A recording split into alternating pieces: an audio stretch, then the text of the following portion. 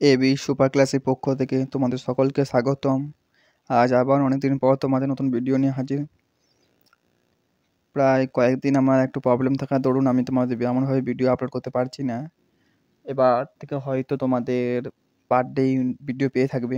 তোমাদের ক্লাস 11-এর সামনে পরীক্ষা, তার জন্য তোমাদের ইতিহাস সাজেশন নিয়ে এসছে। তৃতীয় ইউনিট শাসনের পদ্ধতি, সেখান থেকে তোমাদের বেশ কিছু এমসিকিউ কোশ্চেন নিয়ে আজ আমরা আলোচনা করব।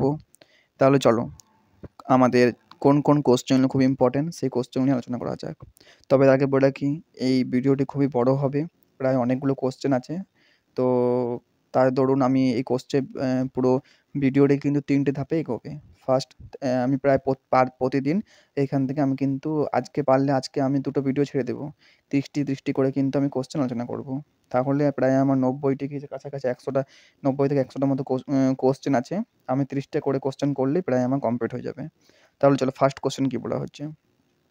তৃতীয় চ্যাপ্টার শাসনের পদ্ধতি থেকে তোমাদের ফার্স্ট কোশ্চেন যেটা হলো, প্রাচীনকালে কোথায় পলিসের বিকাশ ঘটে? ফার্স্ট, গ্রিসে।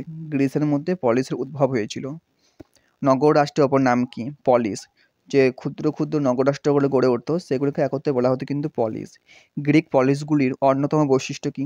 এই যে পলিসগুলোর কথা আমরা আলোচনা করছি, সেই পলিসগুলির অন্যতম একটা বৈশিষ্ট্য হলো যে সেগুলি কিন্তু ক্ষুদ্র আয়তন, অনেকটা ছোট।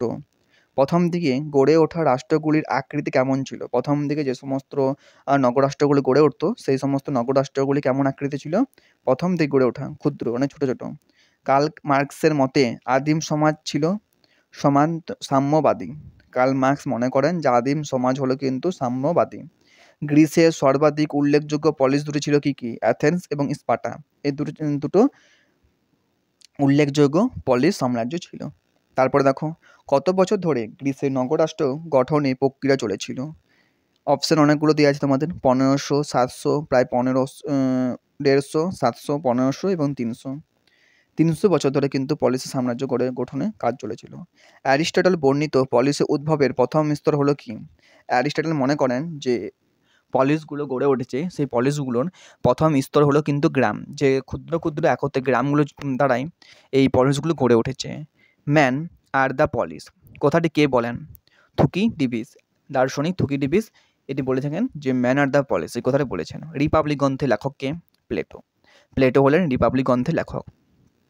গ্রিসের গণতান্ত্রিক পলিসির শ্রেষ্ঠ উদাহরণ কি? গণতান্ত্রিক পলিসির শ্রেষ্ঠ উদাহরণ হলো কিন্তু অ্যাথেন্স। অ্যাথেন্স হলো, আমরা দুটো বললাম, একটা স্পার্টা এবং একটা অ্যাথেন্স। এই দুটো সাম্রাজ্য, দুটো পলিস গড়ে উঠেছিল। তার মধ্যে কিন্তু বলেছেন যে গ্রিসের গণতান্ত্রিক পলিস, গ্রিসে কিন্তু গণতান্ত্রিক হিসেবে যদি দেখতে হয় তাহলে তোমরা মনে রাখবে অ্যাথেন্স হলো কিন্তু গণতান্ত্রিক দেখতে গণতম। প্রাচীন গ্রিসের নগররাষ্ট্রগুলিকে পারফেক্ট কমিউনিটি বলে অভিহিত করেছেন কে? অ্যারিস্টটল। অ্যারিস্টটল বলেছেন যে গ্রিসে যে সমস্ত নগররাষ্ট্রগুলি গড়ে উঠেছে সেগুলিকে একত্রে বলেছেন যে পারফেক্ট কমিউনিটি। পলিটিক গ্রন্থের লেখককে? অ্যারিস্টটল। অ্যারিস্টটল হলেন কিন্তু পলিটিক গ্রন্থের লেখক। প্লেটোর মতে একটি আদর্শ পলিসের জনসংখ্যা হওয়া কত? প্লেটো মনে করেন যে একটি পলিসের জনসংখ্যা কত হতে হবে?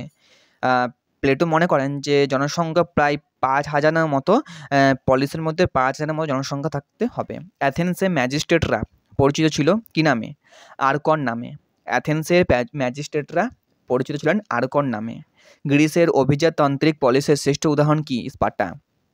অভিজাতান্ত্রিক, যদি গণতান্ত্রিক বলে তাহলে অ্যাথেন্স মনে রাখবে, অ্যাথেন্স লিখবে। যদি গণতান্ত্রিক বলে তাহলে অ্যাথেন্স লিখবে, এবং যদি অভিজাততান্ত্রিক বলে তাহলে কিন্তু স্পার্টা লিখবে। এই দুটো কোশ্চেন কিন্তু একটু গুলিয়ে যেতে পারে, তার দুটো মনে রাখবে ভালো করে।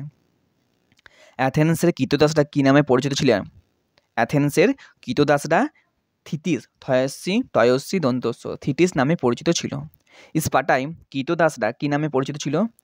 হ্যালেট নামে। হ্যালেট কারা? না কৃতিসরা। কৃতদাসরা, স্পার্টায় কৃতদাসরা হ্যালেট নামে পরিচিত ছিল। অ্যাথেন্সের শাসন কাঠামো ছিল কেমন? গণতান্ত্রিক। আবার বলে রাখি, ধরো অ্যাথেন্সে বলেছে, স্পার্টায় বলে নাই। অ্যাথেন্সের শাসন ব্যবস্থা ছিল কিন্তু গণতান্ত্রিক ছিল। আর যদি বলা হয় স্পার্টার শাসন ব্যবস্থা কেমন ছিল? অভিজাতান্ত্রিক মনে রাখবে। কত বছর ধরে প্যালোপনেসীয় যুদ্ধ চলেছিল? প্রায় 27 বছর ধরে কিন্তু প্যালোপনেসীয় যুদ্ধ চলেছিল। স্পার্টার পরিষদ কী নামে পরিচিত ছিল? স্পার্টার পরিষদ কিন্তু গেরুসিয়া নামে স্পার্টার পরিষদ পরিচিত ছিল। অ্যাথেন্সে বিদেশিরা যে নামে পরিচিত ছিল তা হলো মেটিক নামে। অ্যাথেন্সে বৈদেশিকরা ম্যাটিক নামে পরিচিত ছিল। স্পার্টার সমাজে সর্বোচ্চ স্তরে প্রতিষ্ঠিত ছিল কারা? স্পার্টার সর্বোচ্চ স্তরে প্রতিষ্ঠিত কিন্তু স্পার্টানরা ছিলেন স্পার্টার সর্বোচ্চ স্তরে। অ্যাথেন্সের ম্যাজিস্ট্রেটদের বলা হতো কি? অ্যাথেন্সের ম্যাজিস্ট্রেটদের বলা হতো আর্কন বলা হতো। অ্যাথেন্সের ম্যাজিস্ট্রেটদের একত্রে বলা হতো আর্কন। পলিসের মূল কেন্দ্র হলো কি? অক্টোপলিস। পলিসের মূল কেন্দ্র হিসেবে ছিল অক্টোপলিস, কারণ যেখানে পলিসগুলো গড়ে উঠতো সেখানে একটা উঁচু ঢিবির মতো অংশে বা কোনো একটা ছোটো ছোটো পাহাড়ি অঞ্চলগুলির মধ্যে একটি করে অক্টোপলিস গড়ে উঠতো। সেই অক্টোপলিসগুলো কী করা হতো না, অক্টোপলিসের মূল উদ্দেশ্য ছিল যে যদি কোনো রকম কোনো শত্রু যদি পলিসে ঢুকতে পারছে কি না, বা সম্পূর্ণ পলিসকে নজর রাখা যাকে বলা হয়, মানে সম্পূর্ণ কোথায় বলতে গেলে যে পলিসকে একটা শাসনমুক্ত মানে পলিসকে সম্পূর্ণ নজর রাখার কাজে ছিল কিন্তু এই অক্টোপলিসের কাজ। এবং সেটা কিন্তু কোনো একটা উচ্চ ঢিবির অংশে, অর্থাৎ কোনো একটি পাহাড়ি অঞ্চলে, সেই পাহাড়ি অঞ্চলের পাশাপাশি কোনো একটা উঁচু অংশে এই অক্টোপলিসগুলি গড়ে উঠতো। এবং অক্টোপলিসগুলো কী করতো না, গোটা পলিসকে কিন্তু সম্পূর্ণ নজরে রাখতো। প্রাচীন গ্রিক পলিসগুলির চূড়ান্ত বিকাশ ঘটে কোথায়? ধ্রুপদী যুগে। আমরা জানি যে ধ্রুপদী যুগ ছিল কিন্তু আমাদের পলিসের উদ্ভবের সময় একটি। তো সেই সময় কিন্তু পলিসগুলি একত্রে গড়ে উঠেছিল এবং পলিসগুলি কিন্তু একটা বড় কিন্তু চূড়ান্ত বিকাশ ঘটে থাকে এই আমাদের ধ্রুপদী যুগকে। যা আমরা জানি যে ধ্রুপদী যুগ হিসেবে পরিচিত ছিল কিন্তু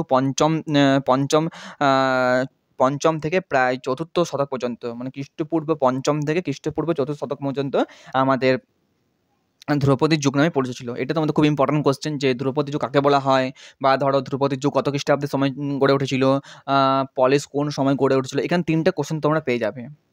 নেক্সট, পলিসগুলির রাজনৈতিক সংগঠন সম্পর্কে বলা যায় যে পলিসগুলো যে সমস্ত রাজনৈতিক সংগঠন ছিল সেটাকে কী বলছে না, পলিসের রাজনৈতিক সংগঠন প্রধান 3টি অংশ ছিল। পলিসে সাধারণত 3টি অংশ ছিল যার দ্বারা কিন্তু সম্পূর্ণ কিন্তু এই রাজনৈতিক সংগঠনটা গড়ে উঠত। পলিসগুলিতে জনগণের জন্য প্রতিষ্ঠিত বাজারগুলিকে একত্রে কী বলা হতো? অ্যাগোরা বলা হতো।